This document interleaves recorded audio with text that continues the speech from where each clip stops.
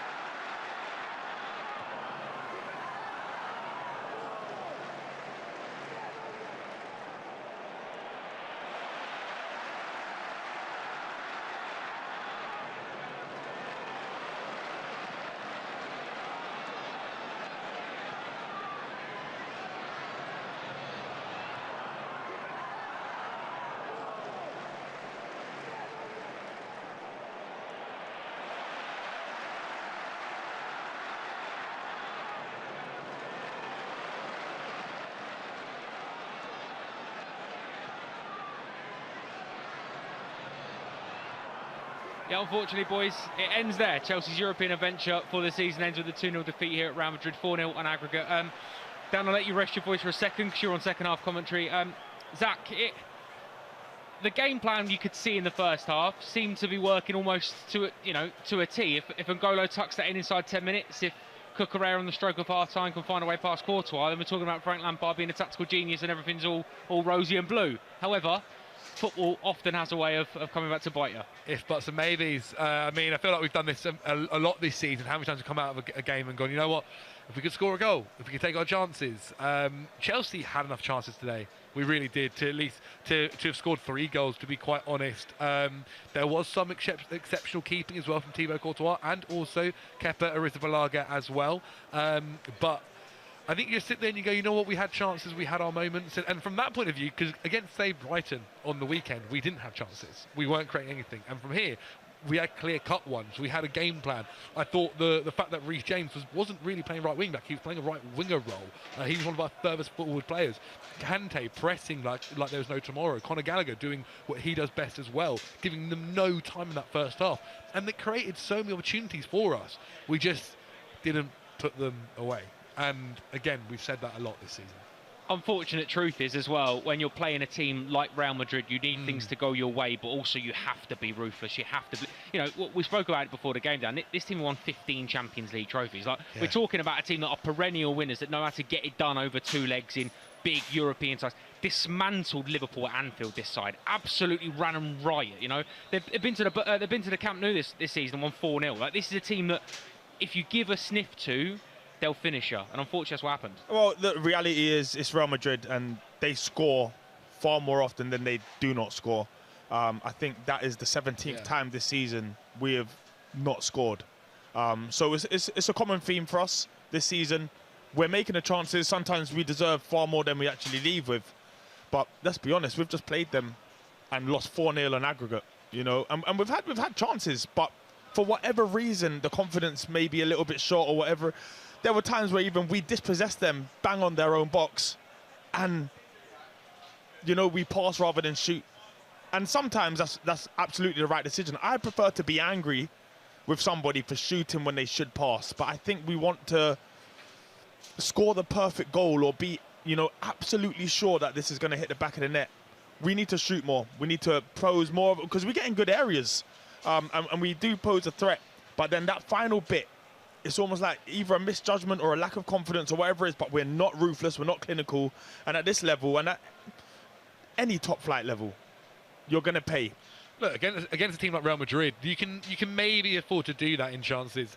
But against Real Madrid, if you don't take your chances, this is a team with the likes of Benzema, with Vinicius Jr., with Modric, with Kroos, with players that have been there and done that and seen and played against in games like this.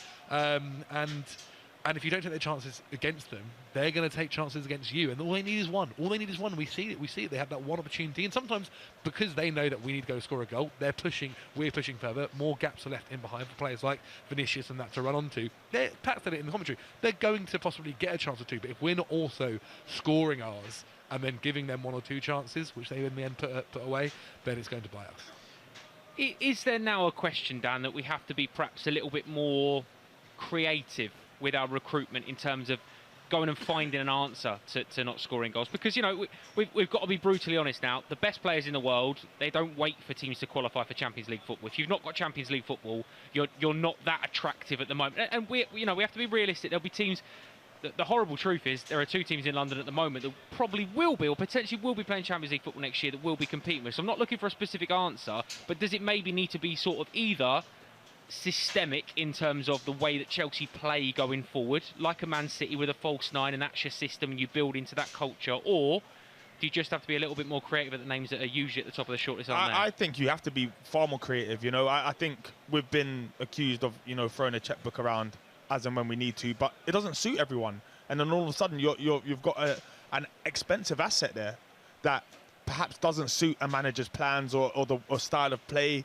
We have to be very creative, and we have to be. I think we have to be quite honest with what the culture of the club will be. You know, if a manager's coming in and it's a project, and you have to be able to put a trust in him, essentially, to be able to pick perhaps who he wants. But listen, this is all above my head. You know, listen, I've only won a university championship. I'll be honest, but you know, I think we do have to be creative, because, especially now that we don't have Champions League football, Chelsea is always going to be an attraction, but the top players want to play on a Wednesday night, on a Tuesday night. But there's gems out there. We see we see other teams. We see Brighton do it all the time. There are gems absolutely everywhere. Look, I mean, we've got Datro Fofana. We're unlucky this season that we didn't have Broja as well. I mean, these are two players that will hopefully next season have bigger roles in the side, especially Broja. I think at the beginning of this season we felt like we were going to be talking about him possibly starting lots of games, and it looked like that was going to happen. And unfortunately, he got an injury as well. Whilst I do agree that Champions League football is obviously something that players are looking at, I actually think nowadays it's not the biggest thing. I think players now look long term. I think it's all about the project you can sell them. Arsenal this season won the Champions League, and they went and got Gabi Jesus and Zinchenko off of Premier League title winners to go and play in the Europa League. I think it's all about the way you pitch it to them, the way you propose a project to them. And I think that's what players care about more nowadays. Look, if a player's like 30 years old and they've never played in the Champions League, it's slightly different. But I think if it's a young guy or somebody that sees themselves at a club for 4 to 5 years, I think you can pitch them something where, look, all right, we're not going to be in the Champions League this year. We might not even be in the European competition. But one that allows us to bet everybody in for the whole season and believe everybody to keep going and to make something of that campaign. You think of when Antonio Conte took over in 2016. There was no European football then, and you were able to just kind of build on your team and focus on the league in that season. And I think that's something you can do with whether a Broja, whether a Fofana, whether an Nkunku, who could possibly be coming in as well. So I think there are lots of options, and maybe it is even a new kind of Kai Havertz under a different kind of tactical system. I really think there are lots of options that don't just rely on us getting Champions League. I agree. I do think we just have an absolutely humongous squad.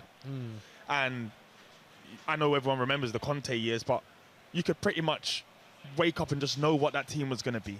You know, there were obviously 23 squad players and the rest of them, but you could pretty much know who was going to be on the team sheet if they were available. You could name 9 now, couldn't you? Football, yeah, exactly, yeah. And football, I think now has become, possibly because the amount of games and the time needed in between games, more of a squad game, more of a squad sport, I guess, where, you know, it's just a few years ago where players would play 38 out of 38 Premier League games a season, you know this, and we can go back to that. It's hard because we now have a squad of 100, but as in, you could essentially, you know, when you're playing just the Premier League. It's been a tough year as well, though, with the World Cup in between. Like it's been a season of a very different to what we normally kind of expect to. Obviously, you've had the Club World Cup and so on and so forth. Like there have been so many different things that obviously that was the season previous, but that all accounts into how much football players are playing nowadays, and sometimes that's why you need the bigger squad. What is this season now then, boys? Because you know we're out of Champions League. European football looks like it's still a glimmer, you know. You're looking at the Conference League, Europa League. It's still there. It's still a possibility. But the running that we have, you know, you can't dodge any punches with that. You've got to go to the Etihad and get something. You've got to go to Old Trafford and get something. Newcastle here on the final day, they could be competing for anything at that point. I can't work out what I prefer. Honestly, I can't work out if I prefer for us to be in the conference. Yeah, all day. Tbilisi away next Thursday night, next year. It does sound good. But, you know, there are teams that really do benefit from having the whole week to prepare for a Premier League game. I wonder if that's us. We've spent so many years in the Champions League, having Saturday, Tuesday, Sunday, all of these kind of fixtures, that I wonder what this means for the squad as a whole. Look, I think it depends on several things, right? Like in terms of Reece James, for instance, right? Say, what is the level of injury? If there is one, I don't know. But if it's like, okay, will he benefit more from not playing or having a longer time on the bench? Or, I don't know, if there's a player that needs surgery, for instance, so you can have that now. I think the other side of it is you've got every game's a final.